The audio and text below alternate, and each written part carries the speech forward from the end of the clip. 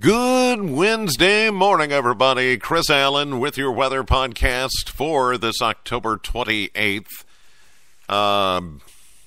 It's raining. You're sitting there listening going, no, duh. Yeah, it's still raining this morning. Even a few thunderstorms out there. We've had a few folks that said, gusty winds, rain, lightning, thunder. It's not everywhere, and it's certainly not severe, but don't be too surprised if you hear a rumble of thunder, see a couple of flashes of lightning, some winds. We're getting some 30-mile-per-hour wind gust in a couple of places. This is just kind of the last gasp of all this entire system. What you've got is a combination of the remnants of what was Hurricane Patricia meeting up with some upper-level energy that interjected with that, and this is the result. And I'm telling you, some beneficial rains over the last 24 hours here in southern Kentucky. We picked up over 1.5 inches of rain here in Bowling Green, and it's still coming down as of 4:43 a.m. this morning. And some locations could pick up another 1/2 inch to 3/4, maybe even close to another inch of rain on top of the couple of inches you've already received. So this is a beneficial rain. It is something that was pretty much needed at this point, and it looks like it's going to do a good job of not only catching us up on rainfall, but putting us ahead for a while. 62 was the official high temperature in Bowling Green yesterday at the Bowling Green Airport, but that happened just before midnight as the temperatures began to rise. 68, the average high temperature, so we were 6 degrees below our average. 56 was our low. 43 is the average low, so we were 13 degrees above average for the day yesterday. And 1 year ago, we had a high of 83 and a low of 52 back in 2014 at the airport before midnight. That's the cutoff. 1.47 inches of rain, almost 1.5 inches, and by now we've big time surpassed that. Now, for the month of October, we're at 4.23 inches. That's almost 4.25 inches. We should average pretty close to 3 inches, just a little bit below 3 inches at this point in October. So that puts us ahead now for the month at 1.33 inches, give or take. For the year, we've got a surplus now of almost 3 inches of rain. So we, like I said, we not only caught up, but we're ahead of the game for a change here. And you know, when people start wondering and griping about, well, it's too dry, we need some rain, it doesn't ever come when we need it. But I always tell people, just when you think it's going to be dry and you're not going to see any more rain and things are going to get desperate, here it comes.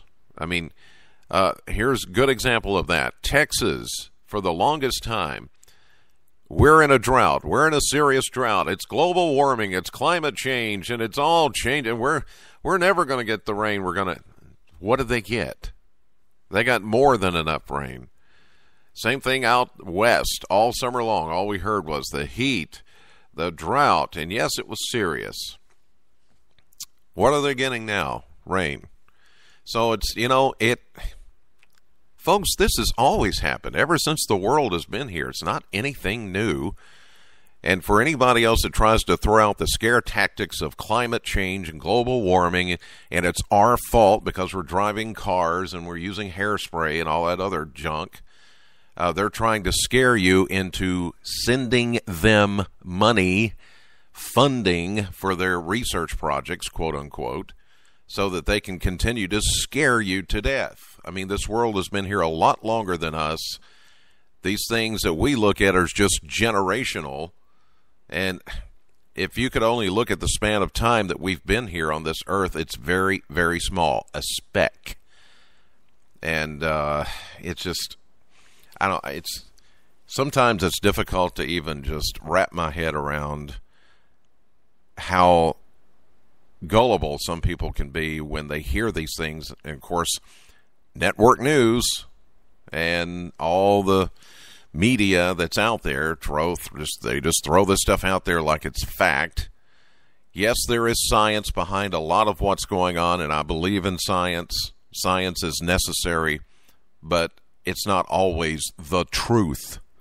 Sometimes you have to look for the truth through all the science and through all the hypotheses that are out there. So don't fall for it. Things always work out in weather and in climate and in atmosphere and in life in general. Well, I didn't mean to wax philosophical there, but, I can get off on these tangents. And here's another one. He's like, are you going to get to the weather? Are you? I'm sorry, but here we are. We're hit again with these Halloween questions. And I posted something on my Facebook yesterday about, and we mentioned it on TV, when are the trick-or-treat times in my town? I don't know when to send my kids out for trick-or-treat. Is it okay if I go? And I'm like, what happened to America? What happened to, they're your kids. It's a free country. Send them out trick-or-treating whenever you want. But then everybody's like, well, but if certain people are going at 4 and not 5 in this town, and then the other town is going, I don't know when to send my kid. I don't know when to buy candy. I don't know. And I'm like, really? How about going to the store today and stocking up on candy and just be ready for it whenever it happens? What happened to the good old days when everybody just got together, went out and bought costumes and said, okay, here we go, pile in the car, we're going trick-or-treating. And then the next thing is, oh my gosh, it might rain Halloween. Now what do we do? My kids' costumes are going to get ruined, and I don't know what to. I'm not. Gosh, what? We never. When I was a kid, we went trick or treating. It was even better when it was raining and a little bit of wind. It made it even more mysterious. It made it even more spooky. But everybody now is just so sensitive and so just we've just sucked the fun out of it. It's the truth. Same thing with Christmas parades. We got those coming up, and I haven't said much about this in the past, but I got to tell you, I've been doing Christmas parades here at the station for 25 years or more, and I'm in charge of putting all the parades together for the TV station, where we're going to go, who's going to go where. When we first started this, these towns would come to us and say, hey, you guys are on TV, you're the news team, we want y'all to come and just be in our parade. And we're like, hey, we'll be there. Now, you've got to fill out 5 pages of forms, sign off on all these legalese. You can't throw candy, nobody else can be a Santa Claus, and you have to pay a fee to be in a Christmas parade. And I'm like, what have we done? We've just sucked all the fun out of these traditions. Now everything has to be all tidied up in a bow tie and all the legal ramifications. And I understand, some of these places have to protect themselves because somebody's going to threaten a lawsuit if somebody, I don't know. It's just, I'm sorry to rant on about this, but it's just disgusting to me how we've just let it go to this. And we've allowed it. We're to blame. We've allowed it. We've allowed it to happen. We've got sucked into the fear of just, we can't do holidays without all the legal stuff and conforming to this and conforming to that, when really we have the freedom to go and do still, although those freedoms are starting to go away little by little, inch by inch. Go trick-or-treating when you feel like it's safe for your family and you have the time to do it. But make time for your kids and make it enjoyable and keep all the legal crap out of it. And all the stuff with Christmas parades, just take them, have fun. We'll deal with all that other stuff. But it's just, to me, ridiculous how it's changed so much in 20, 25 years, whatever. I guess I'm showing my age now. I'm becoming one of those older people that gripes about everything. Okay, back to the weather. I'm sorry about that. And if you need to complain, there's comments here where you can complain. Showers and thunderstorms still likely today as that system begins to move away. This evening, though, the showers are actually this afternoon. We'll begin to see those fading away. 69 will be the high. Tonight, isolated showers ending, turning cooler with a low of 48. And finally, sunshine returns for Thursday and Friday. Both days a high around 64, but overnight lows rather chilly. 37 expected Thursday night, 41 expected on Friday. But here comes another system, another southern tracking system that will be here, unfortunately, for Halloween on Saturday. That's why I said what I said a while ago. It's possibly going to rain on the trick-or-treaters. A 50% chance of showers, 64 for Saturday, Halloween.